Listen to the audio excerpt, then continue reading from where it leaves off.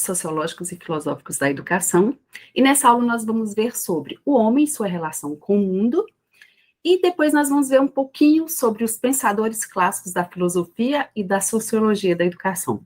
E hoje nós vamos começar com Sócrates, tá bom? Então vamos ver aqui um pouquinho do homem e sua relação com o mundo.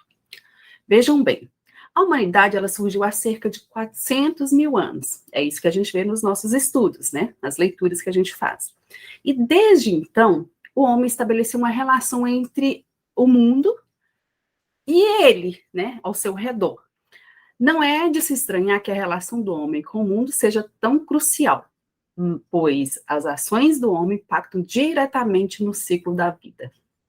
E também a natureza nos responde, né, o que o homem faz. É por isso que às vezes a gente acaba vendo tantas coisas trágicas aí acontecendo no mundo. Tudo isso porque o homem estraga a natureza, né? Nós estragamos o mundo em que vivemos. E isso desde o início. E segundo os filósofos antigos, o homem passou a ser dominante quando descobriu o fogo. Então, quando descobriram o fogo, aí pronto, o homem achou que podia tudo, né? Desde então, a evolução humana alavancou numa velocidade extraordinária.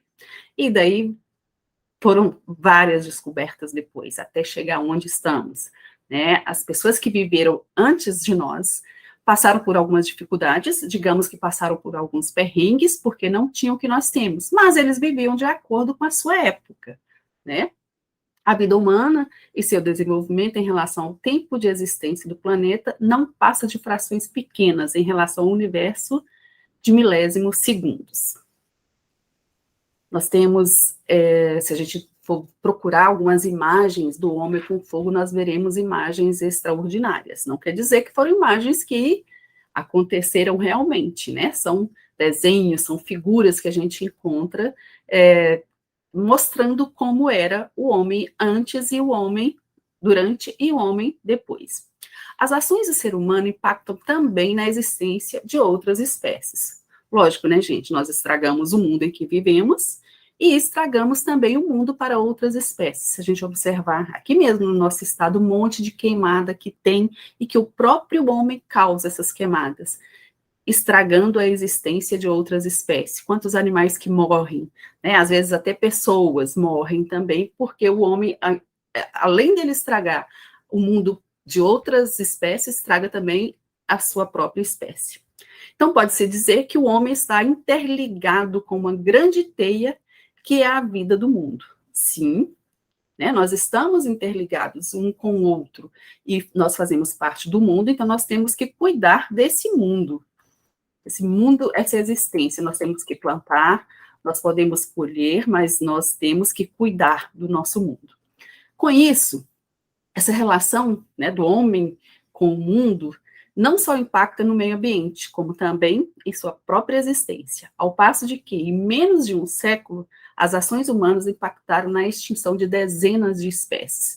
A gente vê aí vários animais que estão sendo preservados, né, porque não existem mais, não existem outros lugares, eles já, às vezes já existiram e agora não existem mais porque o homem foi acabando com essas espécies.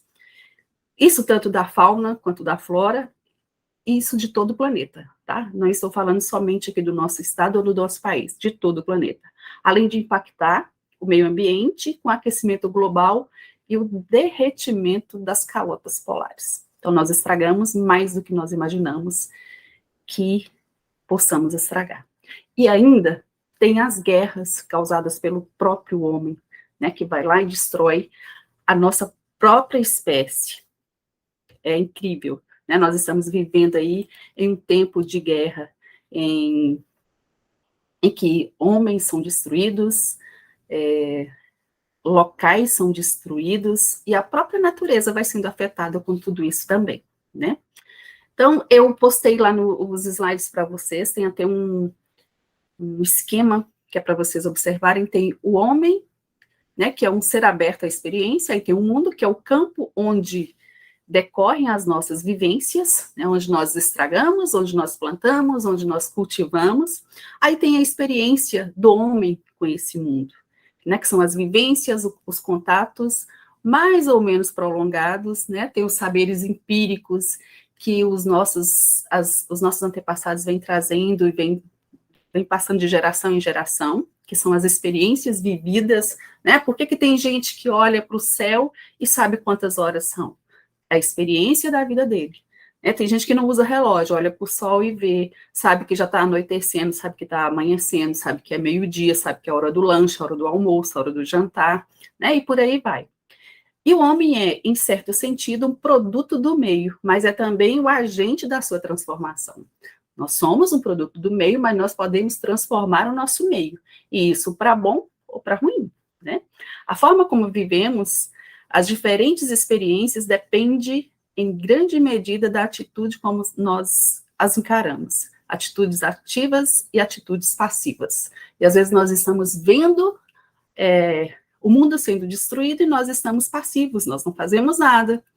E nós, enquanto educadores, nós temos que pensar em tudo isso, tá, gente? Por isso que a gente estuda um pouco aqui do homem e do ser, porque nós podemos interferir também nessa preservação do mundo, né? Nós, enquanto educadores, temos que pensar em tudo isso. Nós vamos cuidar de, né, trabalhar com outras pessoas, ou com crianças, ou com adultos, e nós, como estudiosos, como educadores, nós podemos também ajudar aí nessa transformação para melhorar a vida de todo mundo, né? Agora nós vamos ver um pouquinho dos pensadores clássicos da filosofia e da sociologia da educação, tá? O que foi a interferência desses pensadores clássicos na educação? Essa nós vamos começar aqui nessa aula, e na próxima aula nós continuaremos falando sobre esses pensadores, ok? Então, nós vamos começar aqui falando sobre Sócrates. Tem um texto postado aí na rota de aprendizagem, tem uma atividade que é para vocês fazerem. Sócrates, ele foi um grego de origem humilde, né? Ele era, digamos que ele, né, era pobre, e ele revolucionou o pensamento ocidental de tal modo que ele foi condenado à morte. Pensa. E Sócrates, ele teria inaugurado o período antropológico da filosofia grega. Ele viveu entre 470 a 399 a.C. E ele foi um filósofo grego que revolucionou o pensamento ocidental. Então, por meio de Sócrates, a gente tem aí vários ensinamentos que prevalecem até hoje, né? Agora, qual que foi o pensamento de Sócrates sobre a educação? No texto de vocês está explicando bem sobre isso, tá bom? Mas vamos lá. Olha, a grande proposição entre Sócrates e a educação é encarar o diálogo como método de investigação ou de esclarecimento mais profundo de certas perguntas e indagações. Então, essa forma de propagar em saber ou conhecimento é vista por muitos como a cerne da atividade de um professor à maneira clássica. Olha, vejam bem, lá há muitos e muitos anos atrás, Sócrates já falava desse diálogo na educação, né? E Aristóteles, não dá para falar de Sócrates sem falar de Aristóteles, né? Também foi um filósofo grego, que ele dizia o seguinte: educai as crianças e não será preciso punir os homens. Já Pitágoras, ele falava o seguinte: a educação visa melhorar a natureza do homem e que nem sempre é aceite pelo interessado. O Pitágoras, ele era um matemático grego. E nós temos aqui no Brasil, né, o grande filósofo Paulo Freire, que é o mentor da educação para a consciência. Tem vários livros escritos, né, que ajudam bem os pedagogos a entender essa pedagogia e ao mundo que se vive. Tem Pedagogia do Oprimido, que é um dos clássicos de Paulo Freire, e vários outros. Nós temos também aí o Levi-Vygotsky, né, que é o técnico da educação como processo social, que fala dessa interação do ser. Tem o Jean Piaget, que é o biólogo que colocou a aprendizagem no microscópio. A Maria Montessori, que é a médica que valorizou o aluno. A Emília Ferreiro, que é a estudiosa que revolucionou a alfabetização, com o método, né, que ela trouxe aí para a alfabetização. Aí nós temos vários outros, né, não tão famosos, alguns outros mais, mas eu separei esses aqui para vocês. E temos também os sociólogos, né, os sociólogos nós temos o Erasmo de Roterdão, Tomás de Aquino, Tomás Hobbes, o René Descartes, e temos também o Karl Marx, Emile Durkheim e Max Weber, que são considerados autores clássicos da sociologia, por criarem as primeiras bases dessa ciência. E os pensadores clássicos da sociologia são o filósofo e economista, né, que é o Marx, que eu falei para vocês, o sociólogo Marx Emile Durkheim, e o sociólogo alemão Max Weber.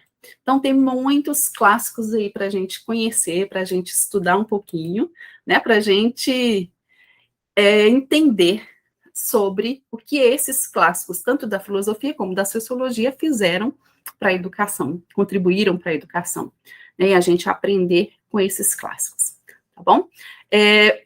Para vocês fazerem a atividade que está postada, fazer as leituras, tenham lá um texto que fala sobre Sócrates, os métodos que Sócrates criou para a educação, tem pesquisa para vocês fazerem. Eu espero que vocês pesquisem realmente, aprendam um pouquinho mais sobre esse clássico Sócrates que a gente vai estudar nessa aula, que está o material lá postado e as pesquisas para vocês fazerem, e nós nos encontraremos na próxima aula, tá bom? Goodbye, até a próxima.